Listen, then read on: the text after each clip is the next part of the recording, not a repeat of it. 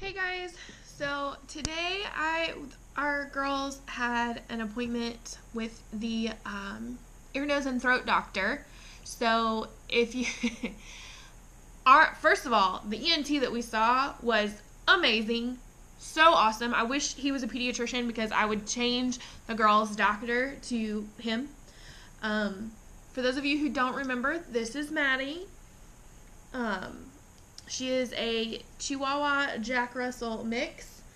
So yeah, that's her. But anyway, they're having to have their tonsils out. So that was something that I kind of brought up for me. I didn't think about this before. I don't know if I've ever talked about this, but when you're a foster parent, they give you, at least in the state of Arizona, they give you this piece of paper called a notice to provider. And what that does is it tells doctors and educators and stuff like that that you are the foster parent for these children, and so you can sign for certain things like regular everyday treatment. But this is the first time our girls have had to have like surgery, so they're not having it for a few weeks. But I'm filling out the paperwork, and I'm like, oh my gosh. So I call their caseworker, and luckily their caseworker was in the office. I think today's Wednesday, so I'm not sure why she was there, but she was actually in her office, which is unusual. But she answered, and so I was like, hey, Robin, I don't know if I can sign these. And so she's like, well, if they'll let you sign it, you can sign it. So I go ahead and sign it. Well, then we go back to make the appointment. And the lady back there is talking to me, and she's like, well, I need the case manager's information.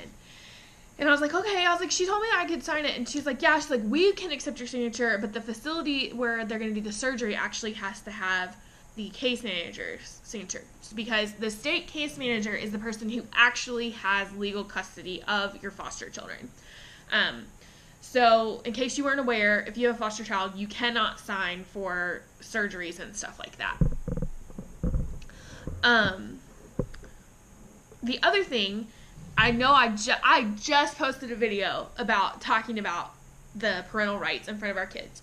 So our girls are back there with us while we're trying to schedule this appointment, and the tech that's talking to me is like asking like, has severance occurred? And I'm like, the kids are right here. Luckily, my girls were playing. I kept telling them to be quiet, but luckily, in this instance, they were not listening to me.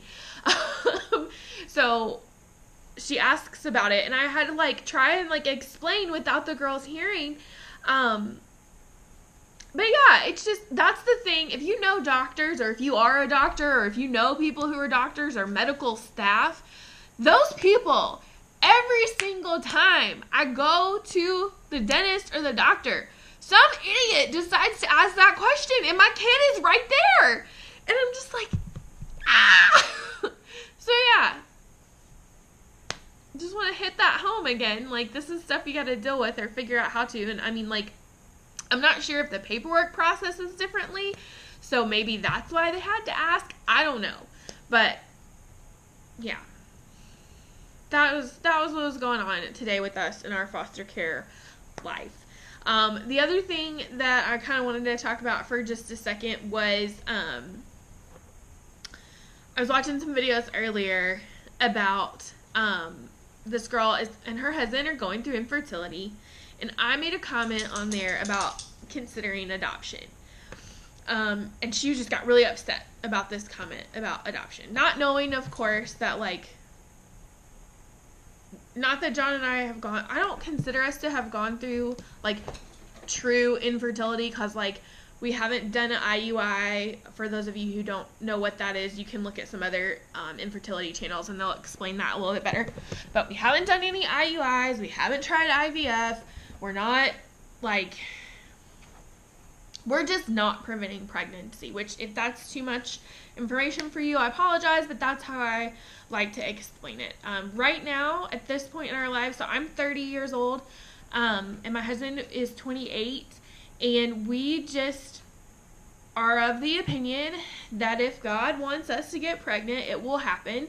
And right now, we're good. I don't know that that's ever gonna, that we're not ever gonna pursue any type of fertility treatment. I don't know. neither one of us has like a diagnosed reason why we're not getting pregnant. So, but honestly, God called us to be foster parents, so here we are. That's the best way I can explain that. But yeah, so this woman, she got really upset. But I watch so many people who are doing these infertility journeys on YouTube, and that's great. If you are doing an infertility journey and you are putting it out there, it's a hard, rough, emotional process. And, awesome that you feel like sharing that so that, other people can come alongside you and you can be encouraged, and you can encourage others. But there's this part of me, and it's selfish of me to think this way, but there's this part of me that's just thinking, like, why can't you just consider being... Whoa! Oh my gosh, dude. I'll have to edit that out. There's this part of me that, like, wonders, why aren't you considering being a parent to a child who needs it? Most kids in foster care are not available for adoption. So I'm not saying that, like, you get into foster care to adopt. But like I was telling you guys, I think I posted this video. But yeah, it was in the video about me going to the VA. I look on the internet and I see these kids who are available for adoption, and sometimes it's sibling sets, and you've got like a 1-year-old, a 3-year-old, and a 5-year-old, and they need a home. They're free for adoption. They're just waiting somewhere. And especially if you don't have children yet, I'm not saying give up your fertility pursuits. If you want to continue to do IVF and you want to continue to go down that road, that's fine. But that doesn't mean that you can't adopt from foster care. And if your thought is, well, we just wanted to wait until after we had biological children to adopt. Why? And this is a selfish thing on my part, because I just don't get it, I guess. I get wanting to have a child that is a part of you and a part of your husband together, like, in one body. I get that.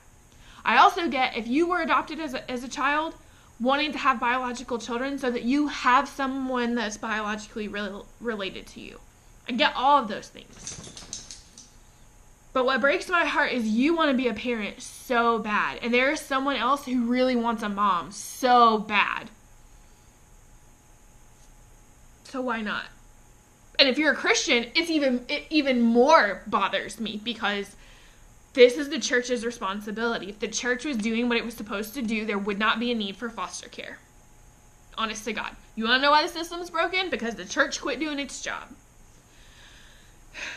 So I'm sorry. That was my little soapbox for today. And I apologize to the girl in the comments. I was like, I'm sorry, if God hasn't called you guys to do what we're doing. I'm not saying that, like, everyone should be a foster parent. I don't think that's the case. But I was just telling her, like, maybe you could consider someone who thinks that they're not wanted. Because a lot of these kids, they do, especially the younger they are, the more they think it's their fault. So, yeah. If you are struggling through infertility and you're watching this, I'm sorry. I'm really sorry that you've had to go through this. Maybe you've had one kid and now you can't have any more. I know several women like that who were, lucky enough to get pregnant and have one child, and then they go to try and have another child and they just can't. We have friends who wanted to adopt from foster care, and they have very specific needs because they already have a biological child, and it just didn't work out for them, and that's painful too. Or if you have tried to do a private adoption and it has failed, or an international adoption and it has failed, I am so sorry. Those things are very painful. Stop. Those things are very painful. Cut it out, or you're going outside. Those things are very painful, but there's a reason.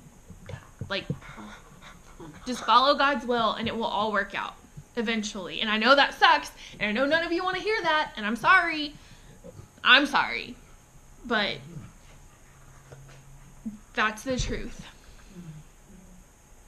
I don't know any easier way to explain it than that. Or you could just be like me and have a zoo here. Fiona. Yeah. See, Fiona's under the table, Maddie's here, and Jesse's scratching my arm. So you could just be like me and try and fill your maternal need with lots of animals. Yeah. Whatever God's laying on your heart, just don't give up. Whatever that is. Bye, guys.